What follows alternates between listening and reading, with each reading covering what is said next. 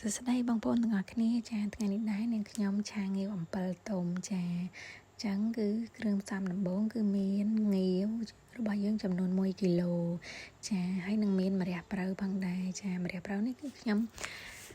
ដាក់ចំនួន2បាច់បងប្អូនចាហើយនឹងមានអំពិលទុំខ្ទឹមសខ្ទឹមក្រហមចិញ្ច្រាំចាពេលដែលរៀបគ្រឿងផ្សំរួចរាល់ហើយនាងខ្ញុំក៏ដាំទឹកដើម្បីស្រស់ងាវបងប្អូនចាហើយទឹកនេះដែរគឺខ្ញុំដាក់ក្រូចឆ្មា2-3ចំណិតចាដាក់ក្រូចឆ្មាចូលនៅក្នុងទឹកដាំពុះរបស់យើងចាដើម្បីឲ្យសាច់ងាវរបស់យើងហ្នឹងនៅមានរាងមូលហើយនឹងសាច់វាស្រួយឆ្ងាញ់ណាបងប្អូនចាដល់ពេលដែលខ្ញុំដាក់ងាវចូលហើយគឺកូរចុះកូរឡើងបន្តិចគឺរួចរាល់ហើយបងប្អូនដូចថាយើងអត់ស្រោះទុកយូរទេកាលណាតែយើងស្រោះយូរហ្នឹងធ្វើឲ្យងាវរបស់យើងហ្នឹងឆ្អិនពេកទៅញ៉ាំអត់ឆ្ងាញ់ទេបងប្អូនព្រោះយើងយកទៅឆាវាបន្ថែមទៀតចាអ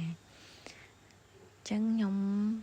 ទុកវាមួយផ្លេតហើយខ្ញុំក៏ស្រង់វាមកវិញណាបងប្អូនចាហើយបន្ទាប់មកគឺខ្ញុំ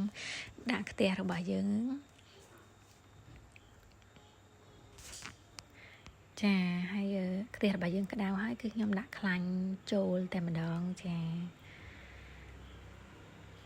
ទុកឲ្យខ្លាញ់របស់យើងរៀងក្តៅបន្តិចសិនចា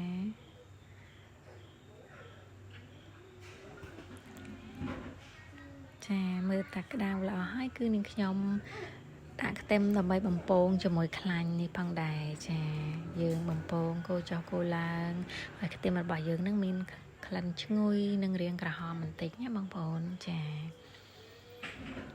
នឹងខ្ញុំកូរបែបនេះឯងគឺកូរចុះកូរឡើងចាមើលរាងក្រហមបន្តិចហើយខ្ញុំចាក់ខ្ទឹមក្រហមចូលបងប្អូនចាកូរជាមួយគ្នាតែម្ដងចាមើលតែខ្ទឹមរបស់យើងរាងក្រហមល្អហើយនឹងខ្ញុំក៏ដាក់គ្រឿងបន្ថែមទៀតចាមានដូចជាអំបិល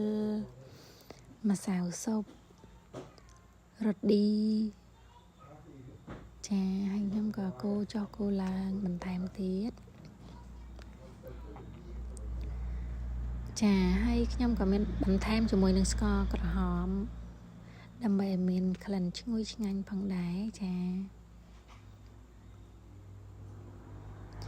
បើសិនជាបងប្អូនចូលចិត្តម្ទេសបងប្អូនអាចដាក់បានណាបងប្អូនដើម្បីឲ្យឆាងាវអំពិលទុំរបស់យើងនឹងកាន់តែឈ្ងុយឆ្ងាញ់ផងដែរដោយសារតែនៅផ្ទះរបស់ខ្ញុំអត់ចេះញ៉ាំម្ទេសអញ្ចឹងខ្ញុំមិនបានឆាដាក់ម្ទេសទេណាបងប្អូនហើយចាខ្ញុំបន្ថែមជាមួយនឹងប្រេងខ្យងចូលកូរច្របល់ចុះច្របល់ឡើងចាហើយបន្ទាប់មកចាក់ទឹកអំពិលទុំចូលសម្រាប់រសជាតិគឺតាមចំណង់ចំណូលចិត្តរបស់បងប្អូនចារសជាតិជូរប្រៃផ្អែមល្មមណាបងប្អូនចានឹងខ្ញុំកូរចុះកូរឡើងចាហើយបងប្អូនអាចភ្លក់មើលបានភ្លក់មើលទឹកឆារបស់យើងនេះល្មមហើយចាំយើងចាដល់ពេលនេះនឹងខ្ញុំភ្លក់មើលអត់ទាន់ជូរល្អអញ្ចឹងខ្ញុំបន្ថែមជាមួយនឹងអំពិលទុំបន្តិចទៀតចាហើយបន្ទាប់មកគឺនាងខ្ញុំចាក់ងាវរបស់យើងចូលងាវដែលយើងស្រង់បាញ់មិញណាបងប្អូនចាហើយខ្ញុំច្របល់ចុះច្របល់ឡើងយើងអត់ឆាយូរទេបងប្អូនយើងកូរចុះកូរឡើងតែមួយផ្លេតយើងងាវរបស់យើងឆ្អិនស្រាប់អញ្ចឹងយើងអត់ឆាវាយូរទេចាខ្ញុំភ្លក់មើលរាងសាបន្តិចអញ្ចឹងខ្ញុំថែមអំបិលបន្តិចណាបងប្អូនចាចុងក្រោយគឺខ្ញុំបង់ជាមួយនឹងម្រះព្រៅរបស់យើងម្រះព្រៅនេះឃើញតែច្រើនអញ្ចឹងមានបងប្អូនប៉ុន្តែនៅពេលដែលស្លោកទៅគឺតិចទេចានឹងខ្ញុំច្របល់ម្រះព្រៅចុះឡើងចា